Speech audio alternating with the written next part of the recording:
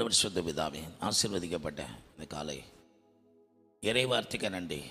கேட்குற பிள்ளைகள் ஆசீர்வதி அடியான மாதிரி துணி பேசும். ஏசு கிறிஸ்துவின் ஜெபிக்கிறோம் ஜீவன் நல்ல பிதாவே, ஆமென். அல்லேலூயா, அல்லேலூயா, அல்லேலூயா. எந்த நாள் முழுவதும் மேக ஸ்தம்பம் அக்னி ஸ்தம்பம் உங்களை விட்டு விலகாது. இஸ்ரவேல் ஜனங்கள் வனாந்தர நடத்தினவர் உங்களை நடத்துவார். என்ற இறை வார்த்தை தானியேல் 3:25-26. சாத்ராக் மேஷாக் ஆபேத்நேகோவை கர்த்தரை மாத்திரம் நாங்கள் ஆராதிப்போம், நீ நிறுத்தின பொற்சிலை வணங்க மாட்டோம் என்ற ஒரு விசுவாசத்தில் நின்ற, தேவனின் பட்சமாக நின்ற அந்த வாலிபர்களை தன்னுடைய சார்பில் நிறுத்தப்பட்ட சிலையை வணங்கவில்லை என்பதற்காகவே அவர்களை தண்டனைக்கு உட்படுத்தின அந்த நேபுகாத்நேச்சருடைய கண்கள் திறக்கப்பட்டது. 3 பேரை போட்டேன், 4 பேரை தெரிகிறாங்க. 4வது அவர் தேவபுத்திரன் சாயல். 3 பேரில் கட்டி ஏன் தண்டனையில் நாங்கள் வச்சிருக்கிற தண்டனையில் கொடுத்தேன். ஆனால் 4 பேர் இருக்கிறாங்களே, 4வது நபர் அவர் தான் நேபுகாத்நேச்சருடைய கண்கள் திறக்கப்பட்டது. இங்கே ஒரு சாயலை பார்க்குறான் நேபுகாத்நேச்சர், தேவபுத்திரனுடைய சாயல். இதை கேட்குற அருமையான தேவனுடைய பிள்ளை இங்கே சொல்லுகிறான், இவன் காண்கிறத சொல்லுகிறான், தேவபுத்திர சாயலை பார்க்கிறேன், ஒருவரும் சேதம் இல்லாததை பார்க்கிறேன், அக்னி பெலன் கொள்ளாதை பார்க்கிறேன். இதையெல்லாம் நான் பார்க்கும்போது சாத்ராக் மேஷாக் ஆபேத்நேகோ என்பவருடைய தேவன் தான் தேவன். நான் நிறுத்தின பொற்சிலையானது அது கடவுள் இல்லை, அது வெறுமையானது, ஒன்றுமில்லாது என்று உணர்ந்து தேவனை மைமைப்படுத்தி அந்த 3 புருஷரால் தேசத்தின் தலையெழுத்தை மாட்டி இந்த சாத்ராக் மேஷாக் ஆபேத்நேகோ என்பதுடைய தேவன் பேரிலே ஒரு குடிமதிப்பு எழுத ஆரம்பிச்சிட்டான்.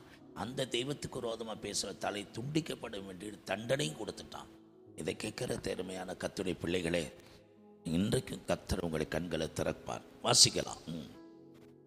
அதற்கு அவன், இதோ 4 பேர் விடுதலையா அக்கினியின் நடுவே உலாவுகிறதை காண்கிறேன், அவர்களுக்கு ஒரு சேதமும் இல்லை, 4ஆம் ஆளின் சாயல் தேவபுத்திரனுக்கு ஒப்பாய் இருக்கிறது என்றான்.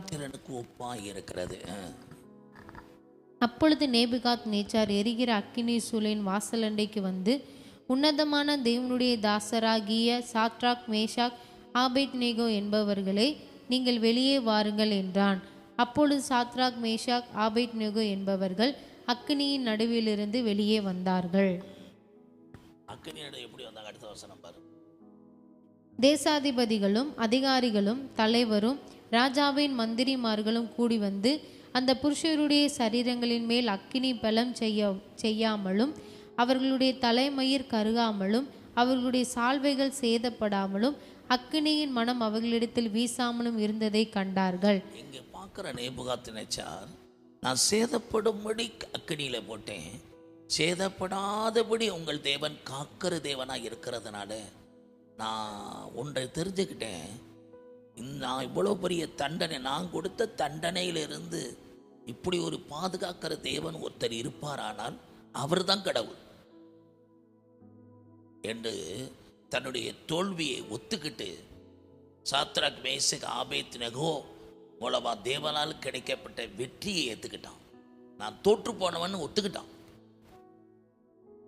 எந்த சிலையை வழிபட வேண்டும் என்று நிறுத்தினானோ அதை கீழே தள்ளி சாத்ராக் மேஷாக் ஆபேத்நேகோ ஆராதிக்கிற தேவன் தான் தேவன் என்று சொல்லி தன் வாழ்க்கையில் அந்த தெய்வத்தை, ஆண்டவரை ஏற்றுக்கொண்டு அதை பிரகடனப்படுத்தி அதை முறைப்படி அந்த சட்டமாக கொண்டு வந்து 120 நாடுகளுக்கு அனுப்பி வச்சான். இதை கேட்குற அருமையான கர்த்தருடைய பிள்ளைகளை, நேபுகாத்நேச்சர் கண்கள் திறக்கப்பட்டது மாத்திரமல்ல, 120 நாடுகளுக்கும் கர்த்தர் தான் தெய்வம். கடைசி அந்த வசனத்தை படிமா, கடைசிக்கு முந்தின வசனம் பாரு, அந்த பகுதியிலே கடைசி பேராகிராஃப்,